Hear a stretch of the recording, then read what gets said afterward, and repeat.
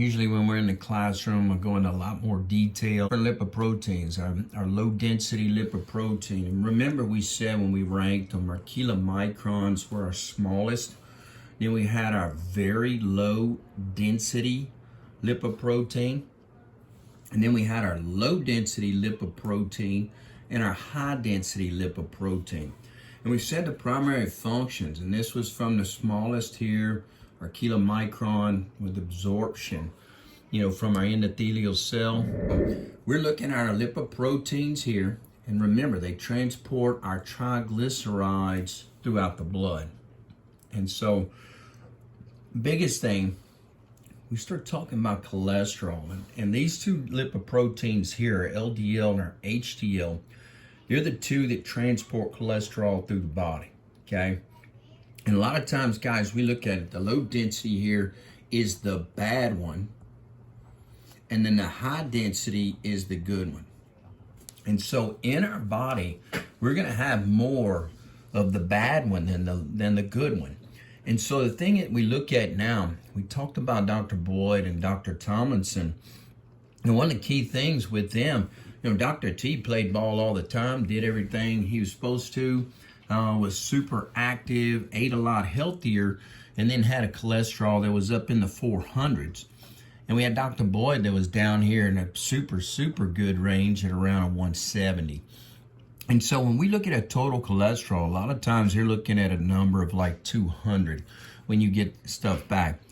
The thing is, that number, guys, varies, and we already said, more so than diet, the most important thing when we start looking at it is genetics.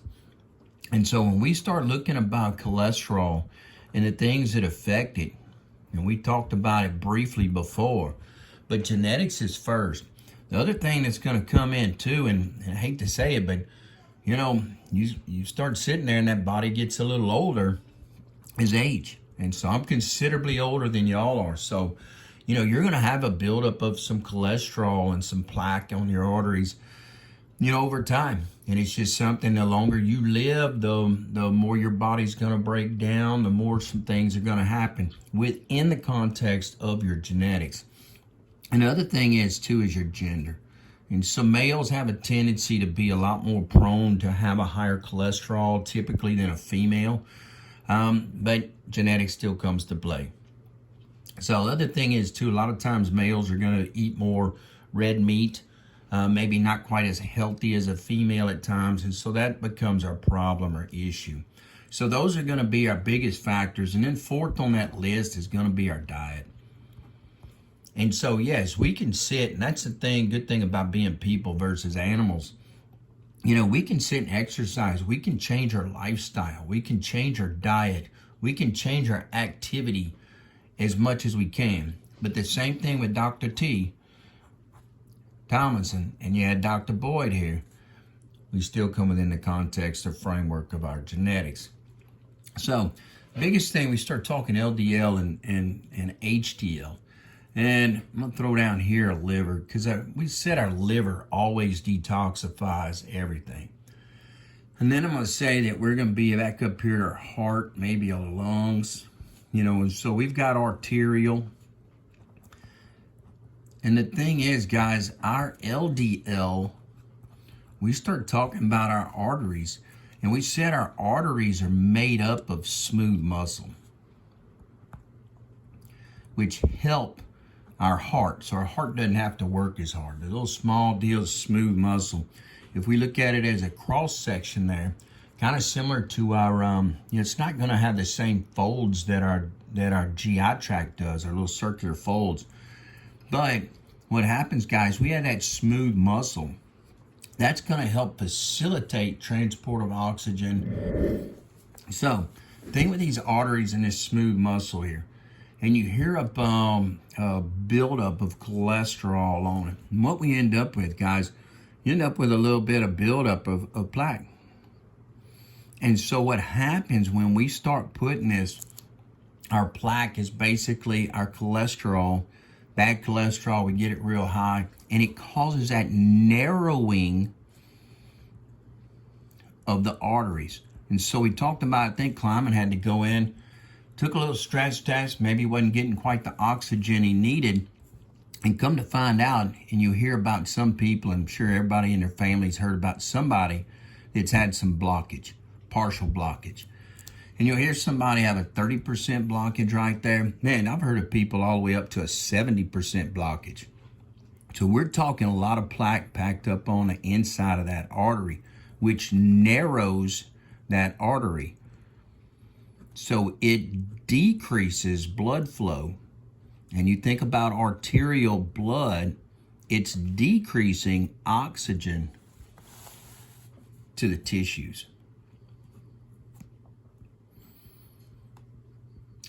So our coronary artery disease we talk about, we can end up increase our risk for heart attack. You can go in with a stress test. You realize, man, I've got blockage. They may come in and put a stent in, or they may come in and take a good piece of artery from somewhere else and try to replace. And so that's what happens. We start talking our LDLs are bad. Now our HDL works a little different. If we have a higher ratio of LDL to HDL, and so that means we have a lot more of the good versus the bad. And we're taking off some of this plaque here, and we're bringing it back to the liver where we can be detoxed and get rid of it, flush it out of the system. So we'll end up with a higher amount in the liver. We'll end up with more too that's going out the back or going out as waste. So that's why we talk HDL and a ratio of our LDL to HDL. And I don't remember the exact ones. You can look it up on CDC, same Centers for Disease Control, where we saw our information about obesity.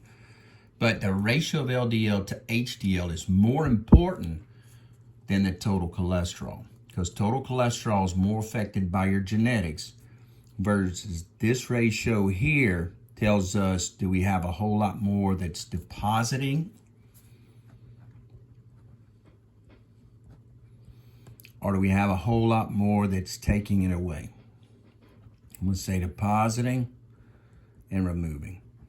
So there's the concept. We talk a lot more about our lipoproteins, transporting our good cholesterol, bad cholesterol.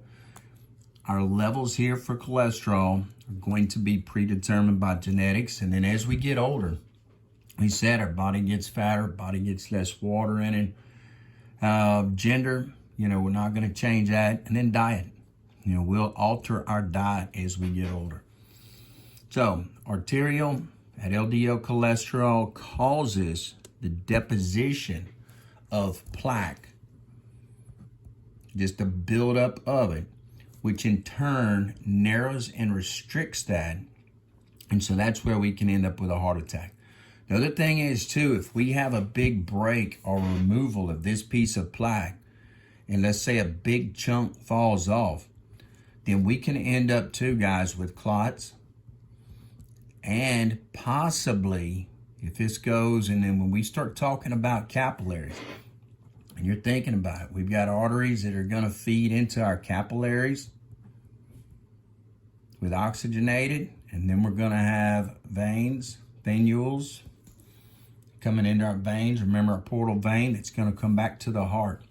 If we have a chunk that falls loose and gets into one of those capillaries, and all of a sudden we get a full blockage, then that's where we can end up with a heart attack. We can also, guys, end up with, if it goes to the brain, stroke. So build up of that, healthy lifestyle, improve your HDL. Some other things too we used to talk with, but some things that help with our improvement of HDL from a dietary standpoint are nuts. So we start talking, and actually almonds are going to be way better than, your almonds are going to be way better than your peanuts. Another one too, we start talking dark chocolate, some of the little tannins, some of the little, don't remember chlorphenicols, etc. in it, but dark chocolate's another one.